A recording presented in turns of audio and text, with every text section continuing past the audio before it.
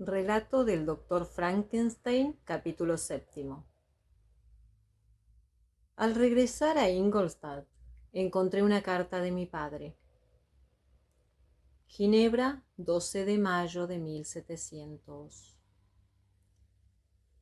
Querido Víctor, sin duda guardabas con impaciencia mis noticias. Mi primera intención fue escribirte unas pocas líneas para fijar la fecha de tu regreso. Sin embargo, y pensándolo bien, me he convencido de que haciéndolo así, cometería contigo una inútil crueldad.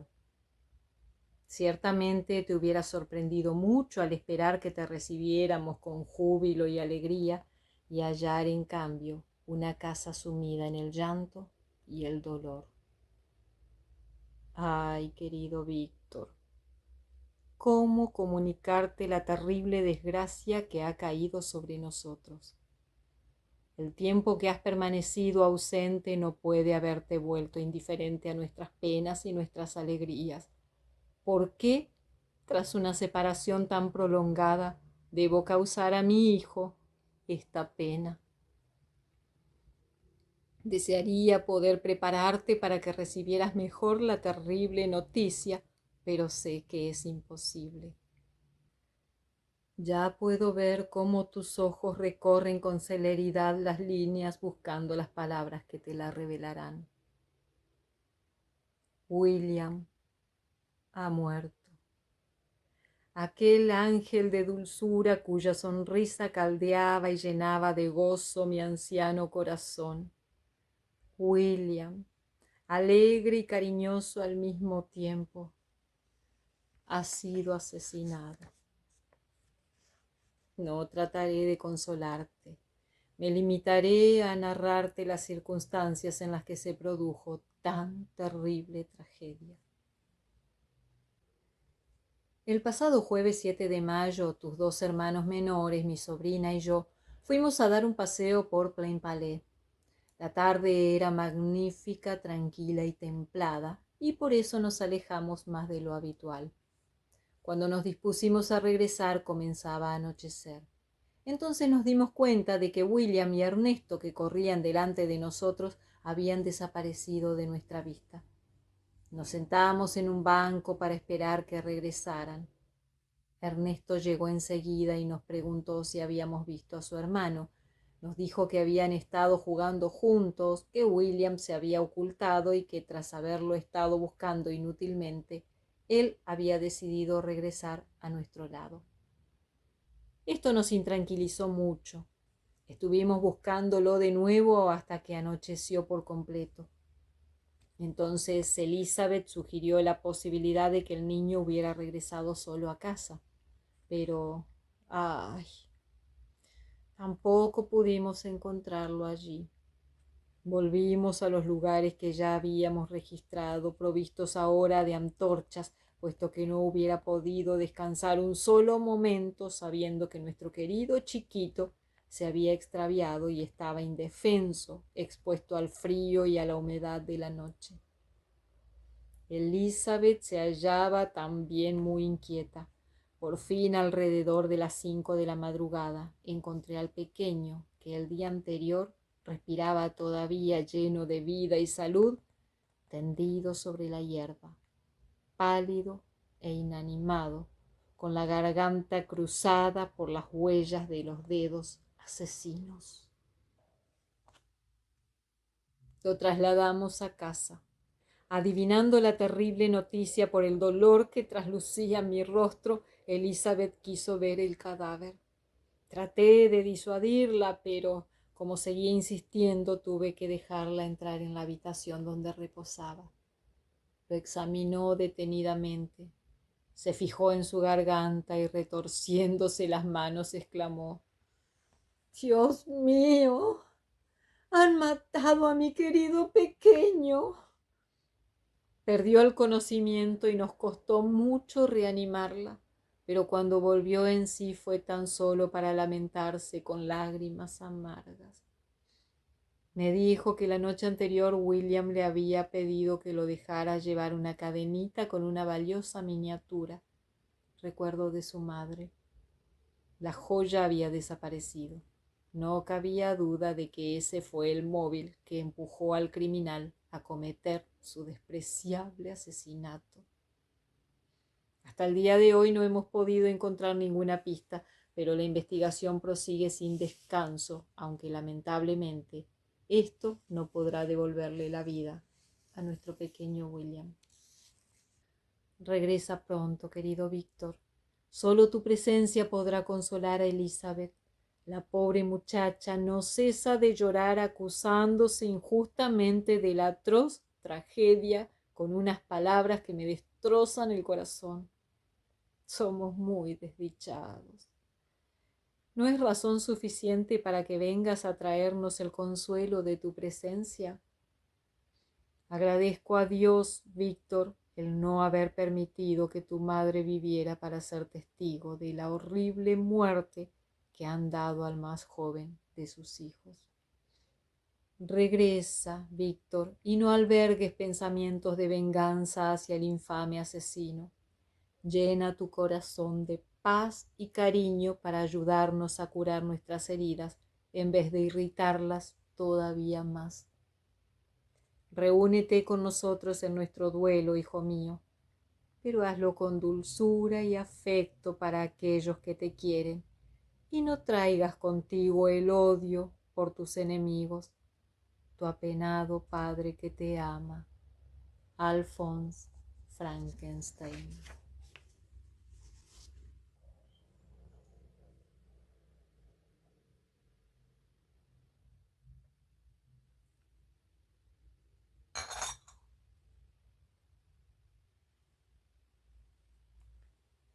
Clerval, que me estaba observando mientras leía esta carta, se alarmó al ver cómo el dolor y la desesperación anulaban la alegría que traslucían mis rasgos al recibir la misiva que había aguardado con tanta impaciencia.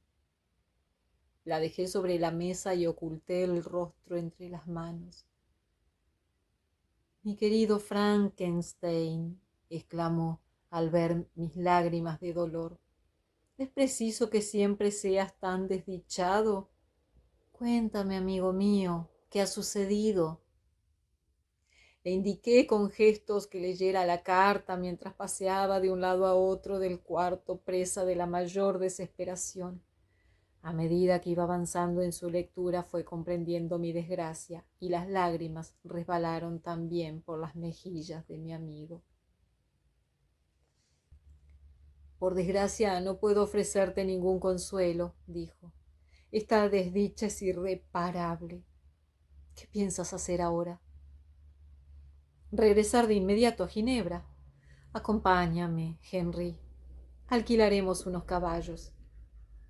Mientras caminábamos, Clerval trató de dirigirme algunas palabras consoladoras sin lograr expresarme más que su sincera amistad.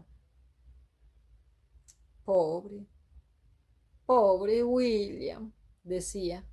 Aquel alegre y simpático chiquito duerme ahora con los ángeles.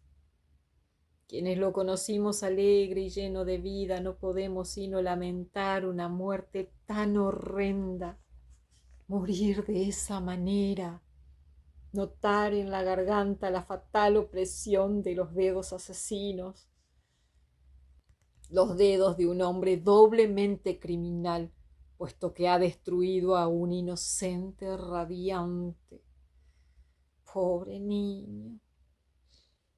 Tan solo le queda un consuelo, sus amigos.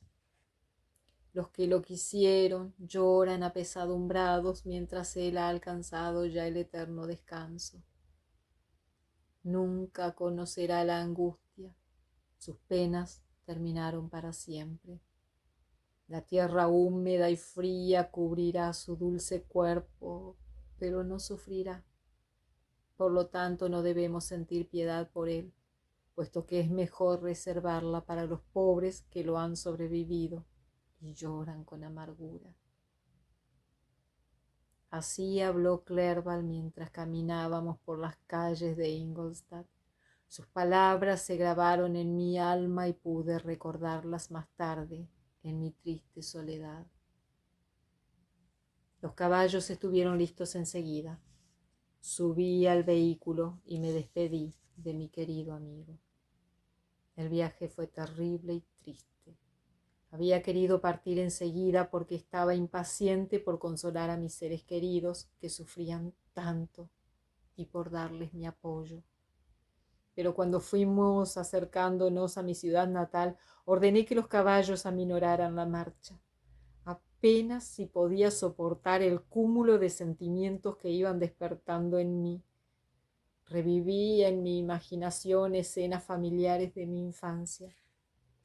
Cuántas cosas habían podido cambiar tras esos 6 años vividos lejos del hogar paterno.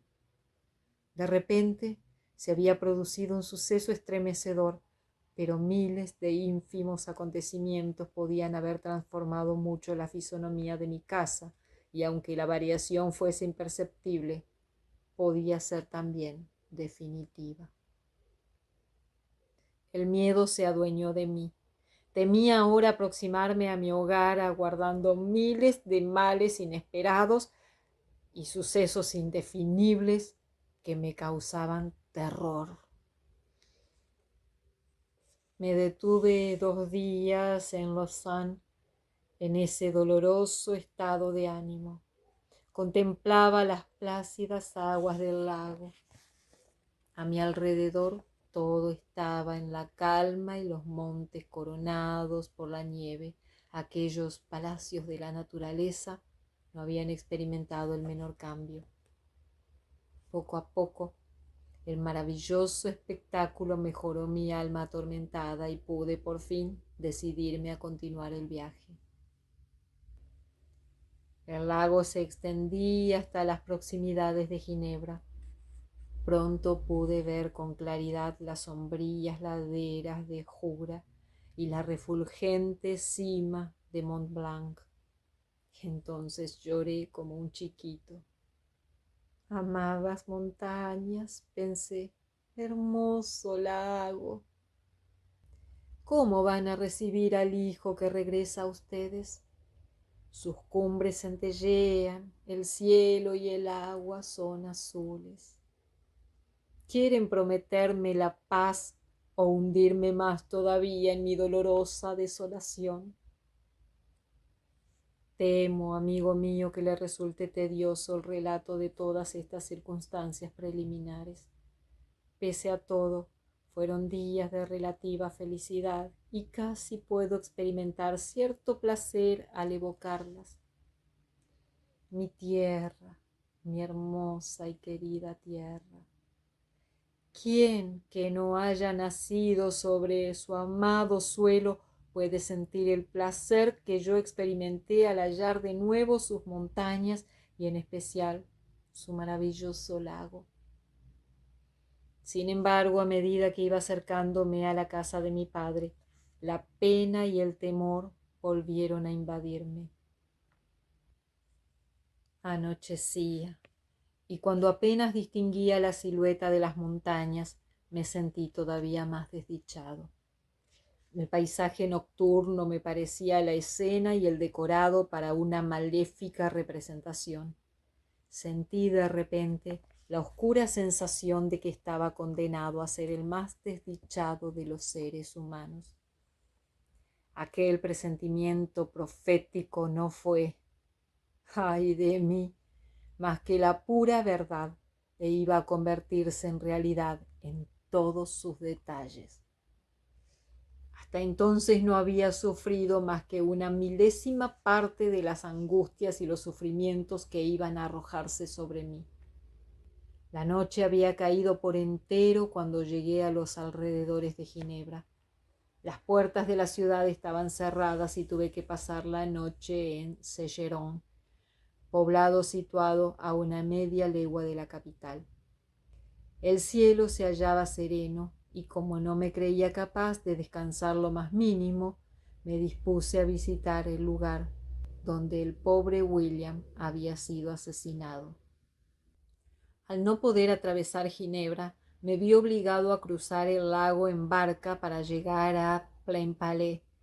Durante el breve recorrido vi cómo los relámpagos trazaban sus hermosas figuras sobre la cima del Mont Blanc. La tempestad parecía avanzar con rapidez cuando, al llegar a la orilla opuesta, subí a una colina para poder contemplar mejor el panorama.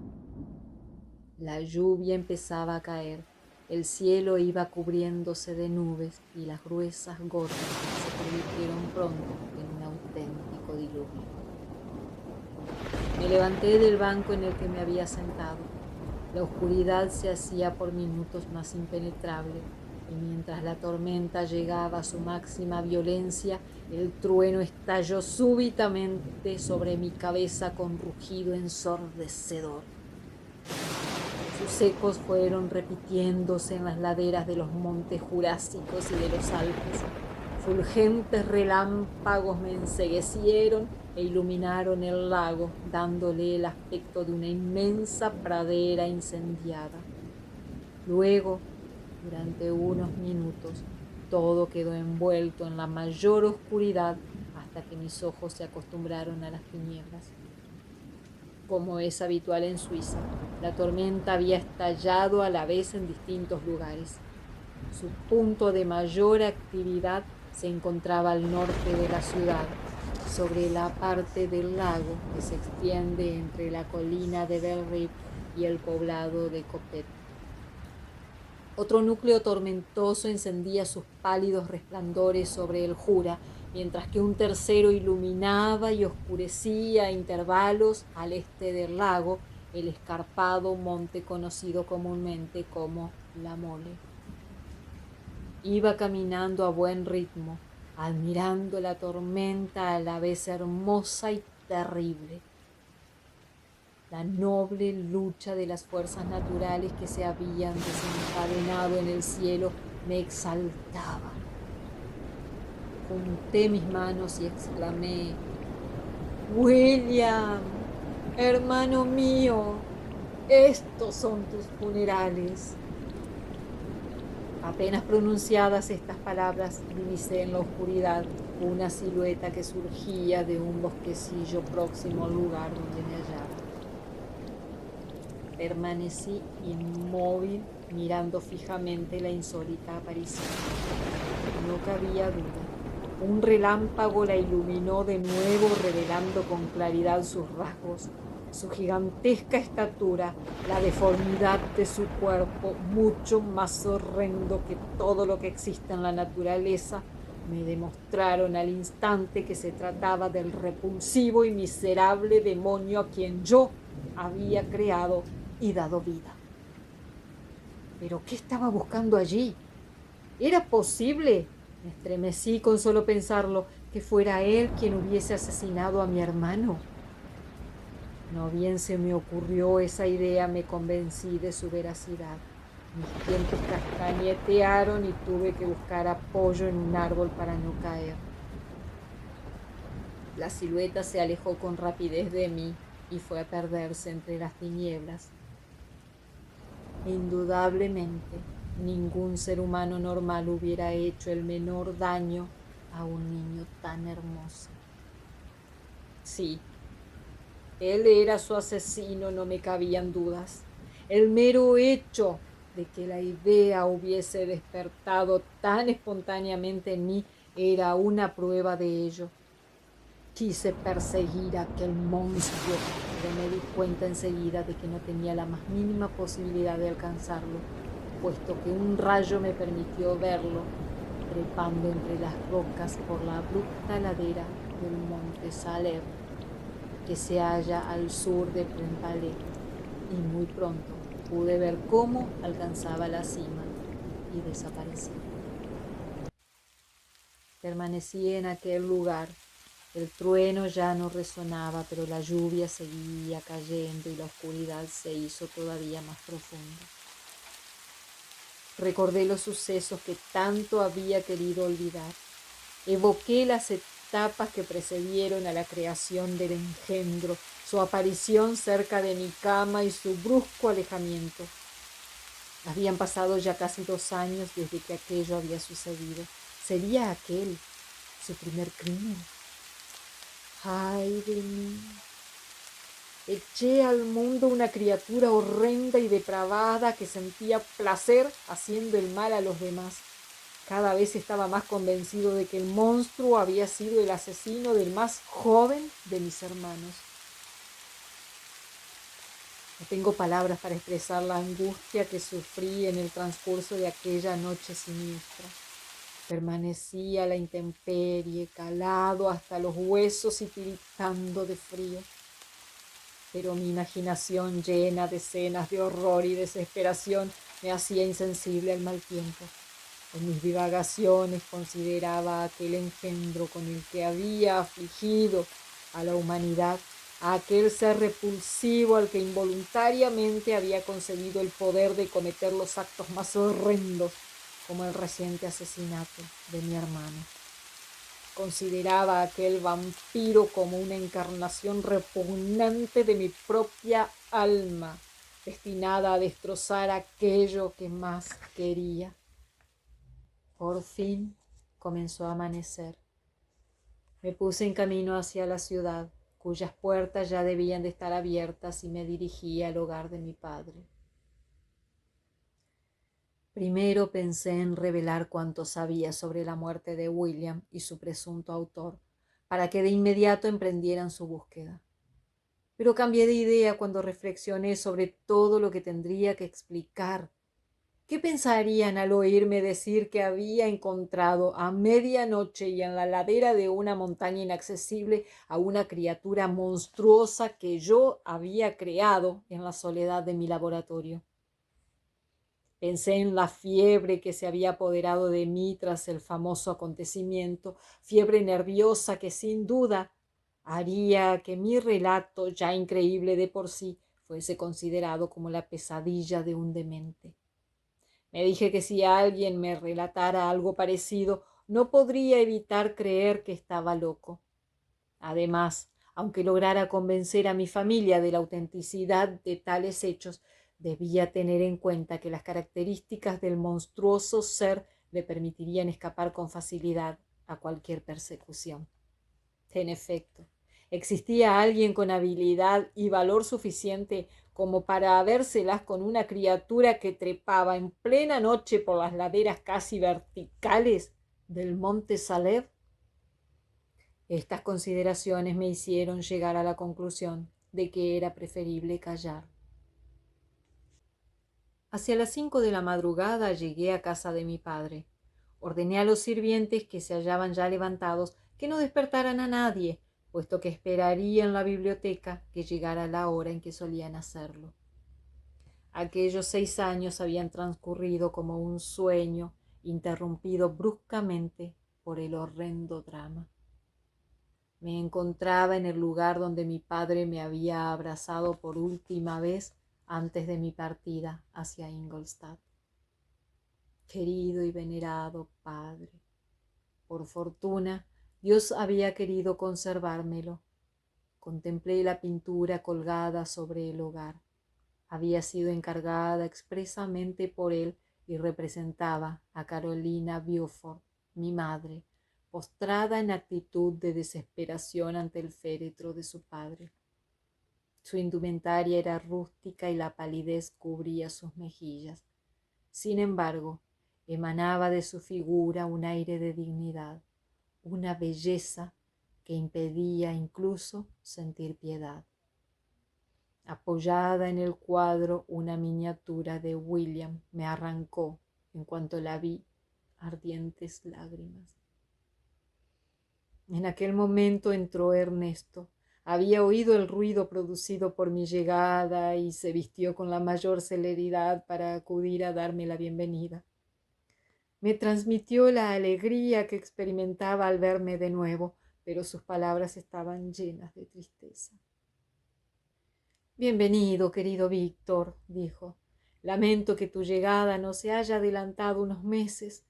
Entonces nos habrías encontrado felices. Pero ahora vienes a compartir un dolor que nada podrá aliviar.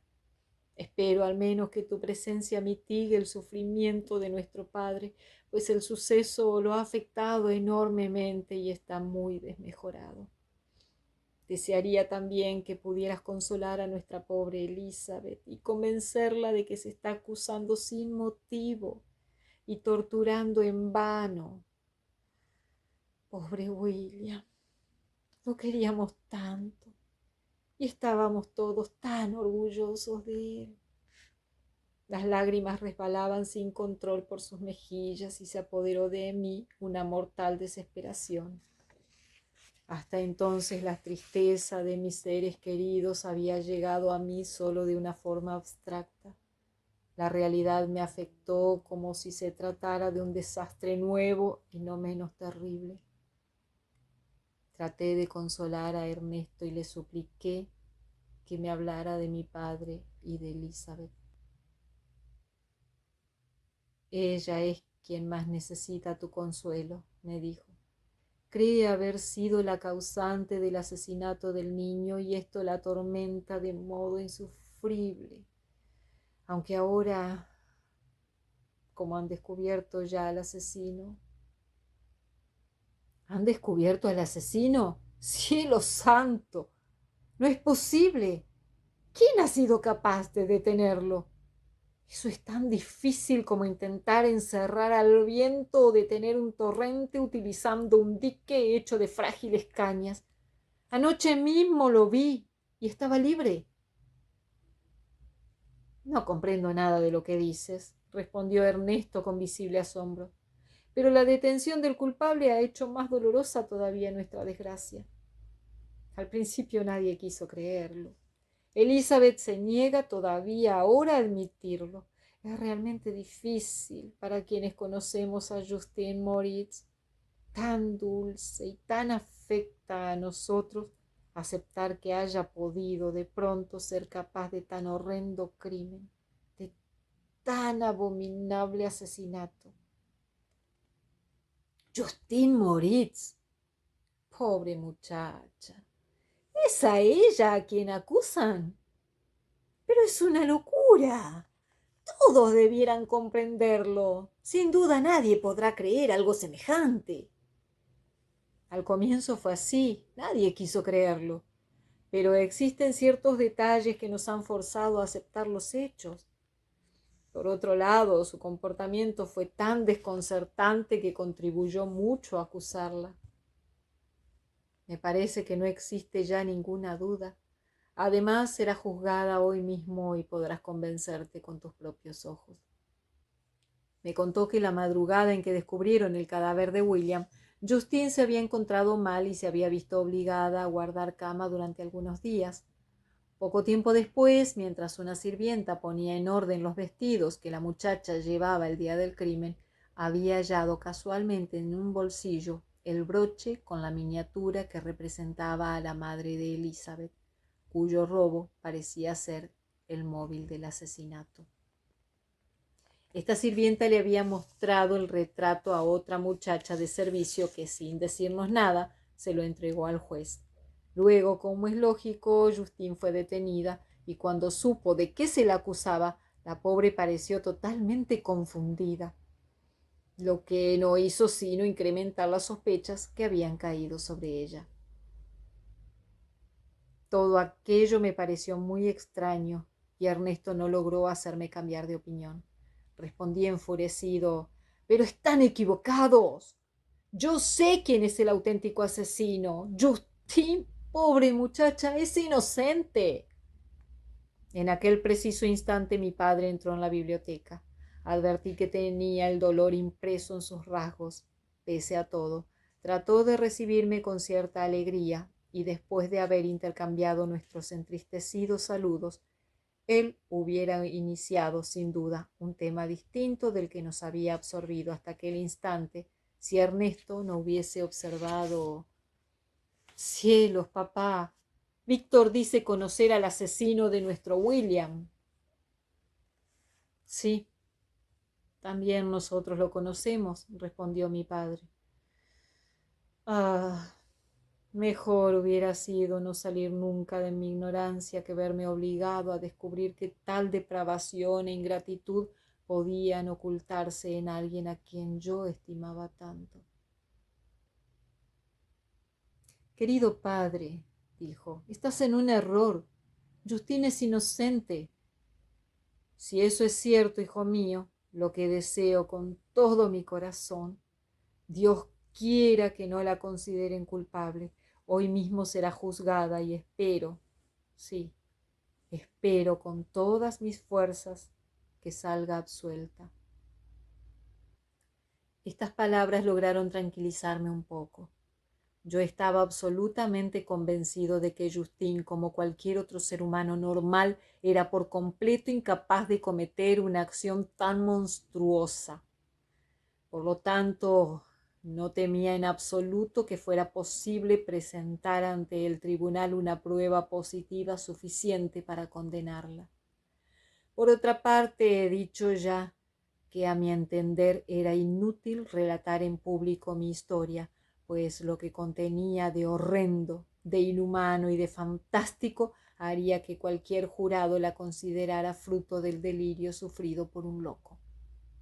¿Existía alguien sobre la tierra capaz de creer, sin haberlo contemplado con sus propios ojos, en la realidad de un engendro como el que yo había animado?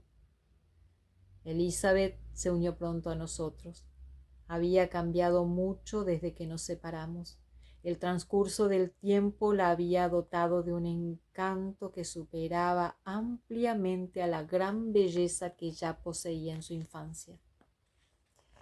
Se veía en ella el mismo candor, la misma viveza, pero aumentados ahora por los rasgos que revelaban su sensibilidad y su mayor capacidad intelectual. Tu llegada, querido Víctor, llena mi corazón de esperanza, dijo. Confío en que lograrás hallar algún medio para probar la inocencia de nuestra pobre Justine. ¿Quién podrá de hoy en adelante estar seguro si la condenan? La desventura nos afecta doblemente.